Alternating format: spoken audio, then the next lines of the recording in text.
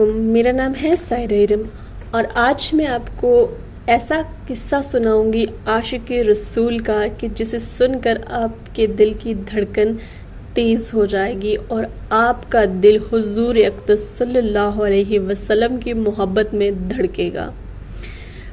یہ قصہ ہے یہودی کے ایک بیٹے کا، ایک نوجوان لڑکے کا جو بہت ہی خوبصورت تھا ماشاءاللہ، اور 16 سال اراؤنڈ اس کی عمر تھی۔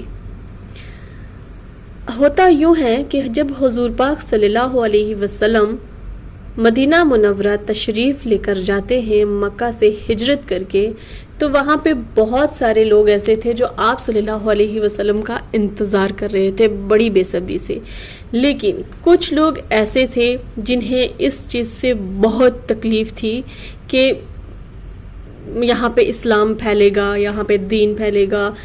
یہودی تھے وہ جنہیں اس چیز سے بہت تکلیف تھی۔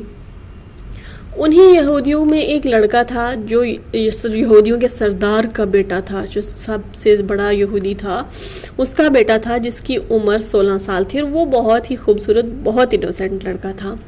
یہودی سارے حضور پاک صلی اللہ علیہ وسلم کے دشمن تھے، اور وہ جو یہودی تھا، بڑے والا یہودی، سردار یہودیوں کا، اس نے سارے مدینہ کے یہودیوں کو اپنے گھر بلایا اور بنا مسلمانوں کو خبر دیے ہوئے، کسی بھی مسلمان کو پتہ نہیں تھا، اور یہودیوں نے ایک میٹنگ بٹھائی اور اس میں جو بڑا یہودی تھا اس نے سب کو یہ کہا کہ جو بھی حضور پاک صلی اللہ علیہ وسلم سے رشتہ رکھے گا، ان سے ملے گا، ان کے پاس جائے گا، یا جو یہودی اسلام قبول کرے گا اس کو سر عام پھانسی کی سزا دی جائے گی۔ تو یہودی کا جو بیٹا تھا اس نے کہا کہ یہ فضول نفرت ہے، یہ یہودی کے بیٹے نے آپ صلی اللہ علیہ وسلم میں کوئی برائی دیکھی نہیں تھی، کوئی کمی دیکھی نہیں تھی، اس لیے وہ یہودیوں کی اس بات کو بالکل ایگری نہیں کرتا تھا، ان کی اس بات کو بالکل قبول نہیں کرتا تھا، اور وہ ان سب کو اگنور کر کے واپس اپنے گھر چلا گیا۔ تو اس کی والدہ نے کہا کہ جاؤ اور جا کے بازار سے کچھ سامان لے کے آؤ کچھ دن کے بعد۔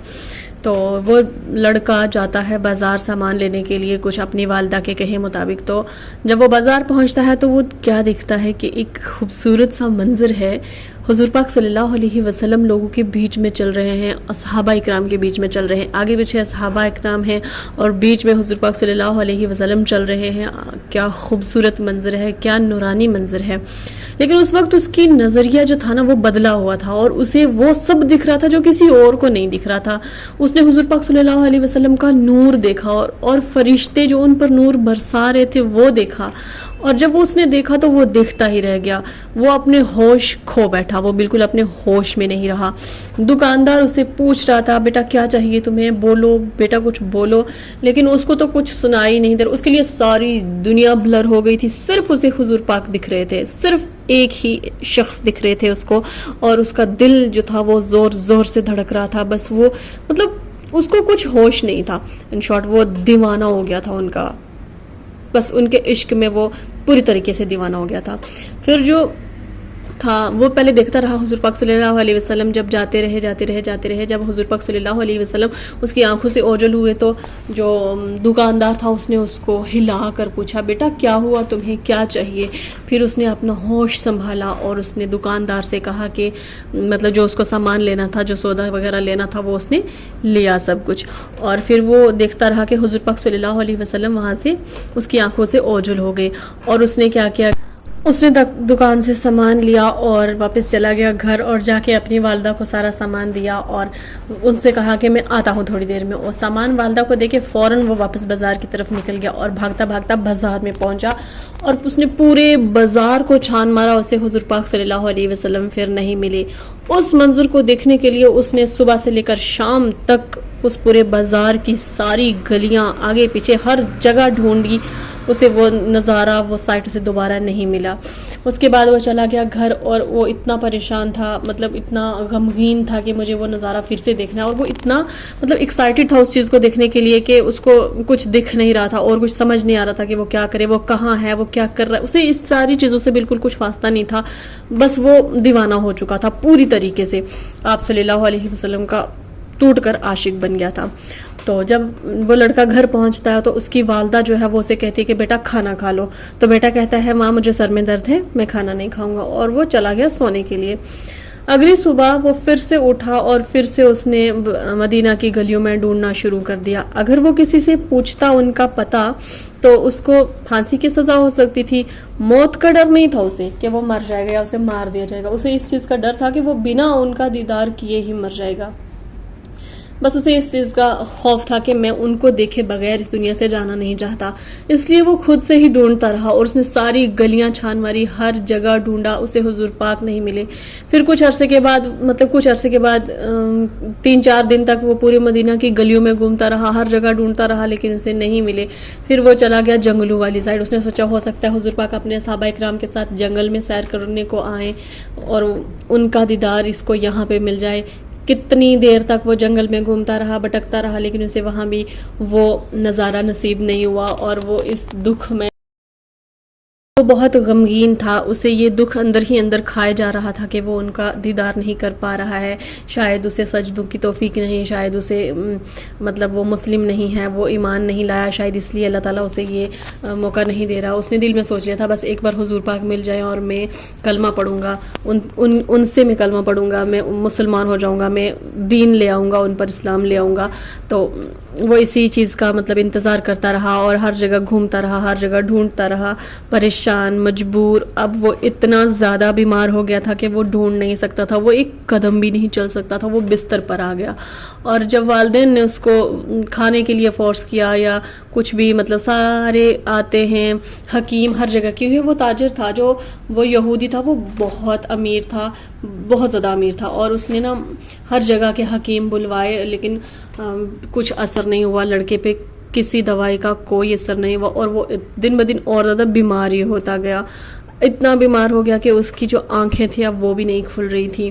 اس کے والدین بہت رو رہے تھے, بہت تڑپ رہے تھے. یہودیوں کے پوری قوم میں وہ لڑکا سب سے خوبصورت تھا, سب سے الگ تھا, اور سب کو بہت پیارا تھا. اس کے لیے ساری یہودی قوم رو رہی تھی. پھر کیا ہوتا ہے کہ لڑکا, ایک دن ایسا آتا ہے کہ لڑکے کے ہونٹوں میں تھوڑی سی جنبش ہوتی ہے, وہ کچھ کہنا چاہتا ہے لیکن وہ کچھ بول نہیں پاتا. اس کے اندر مطلب اتنی طاقت نہیں ہوتی ہے کہ اس کی آواز باہر نکلے.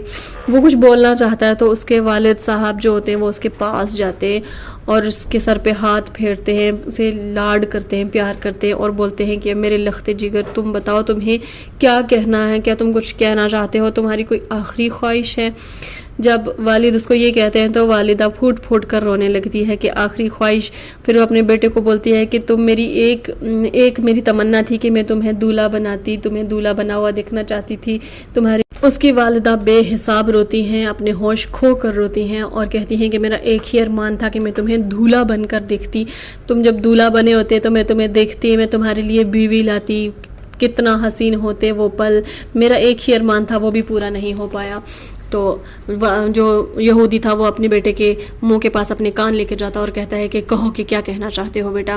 تو بیٹا کہتا ہے والد کو کہ مجھے حضور پاک صلی اللہ علیہ وسلم کا دیدار کرنا ہے, اور اگر یہ چیز میں آپ کو پہلے بتاتا تو آپ مجھے قتل کروا دیتے, اور مجھے قتل ہونے کا خوف نہیں تھا, مجھے قتل ہونے کا کوئی ڈر نہیں تھا. مجھے ڈر صرف اس بات کا تھا کہ میں ان کا دیدار کیے بغیر ہی اس دنیا سے چلا جاؤں گا. لیکن میری قسمت دیکھیے کہ میں پھر بھی ان کا دیدار کیے بغیر ہی جا رہا ہوں. لیکن اس کے والد نے کہا کہ نہیں, میں بھلے ہی مجھے کل پھانسی ہو جائے, بھلے ہی مجھے بری طریقے سے سزا دی جائے, لیکن میں تمہاری یہ آخری خواہش ضرور پوری کروں گا.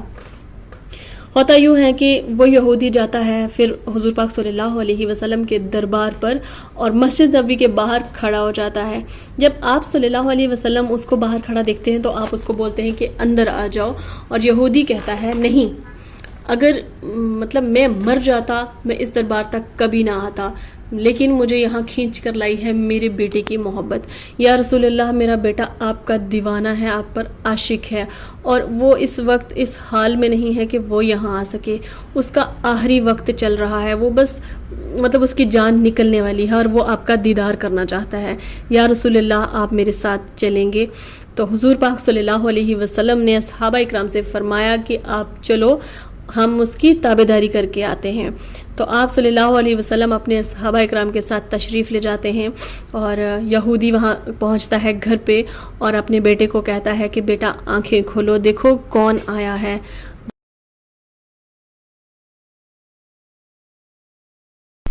جب لڑکا آنکھیں کھولتا ہے تو وہ دیکھتا ہے کہ اس کے سامنے پھر سے وہی نظارہ ہے، وہی نورانی چہرہ ہے، وہی نور برستا ہوا ایک شخص پہ۔ پھر سے اس نے وہی نظارہ دیکھا اور اس کے دل کو سکون آ گیا، جو چیز اس کو چاہیے تھی اس کو مل گئی، اور اس نے حضور پاک صلی اللہ علیہ وسلم سے کہا کہ یا رسول اللہ مجھے کلمہ پڑھائیے۔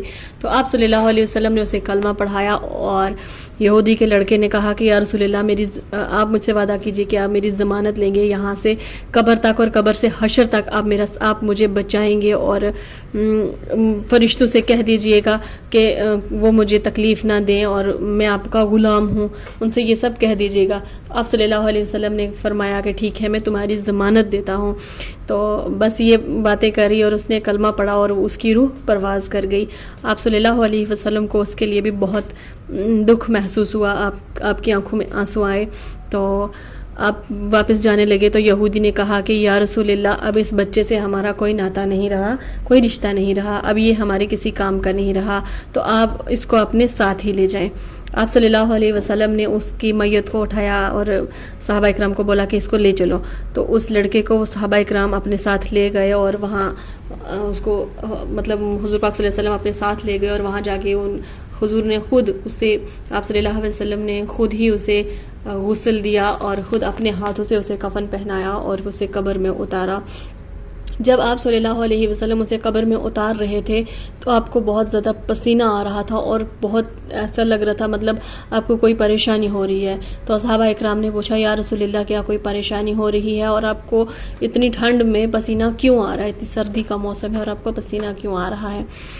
آپ صلی اللہ علیہ وسلم نے فرمایا کہ پریشانی مجھے اس چیز سے ہو رہی ہے کہ یہاں پہ اتنے زیادہ فرشتے شرکت کر رہے ہیں اس کے جنازے میں کہ پاؤں رکھنے کی بھی جگہ نہیں مل رہی ہے، اور پسینہ مجھے اس لیے آیا ہے کہ جب میرا پسینہ اس کے بدن پر، اس کے کفن پر ٹپکے گا تو قیامت تک اس کے بدن سے میرے پسینے کی خوشبو آتی رہے گی، اور کوئی بھی فرشتہ اس سے کوئی سوال نہیں کرے گا، اور یہ آرام سے سویا رہے گا۔ سبحان اللہ سبحان اللہ۔ پیدا ہوا یہودیوں کے گھر میں اور کفن دفن کیا حضور پاک صلی اللہ علیہ وسلم نے۔ سبحان اللہ، کیا قسمت پائی اس نے، اور صحابی بن کر اس دنیا سے گیا۔ سبحان اللہ۔ تو ملتے ہیں ایسے ہی کسی بہت ہی خوبصورت عاشق رسول صلی اللہ علیہ وسلم کے قصے کے ساتھ کسی اگلی ویڈیو میں۔ تب تک کے لیے اللہ حافظ۔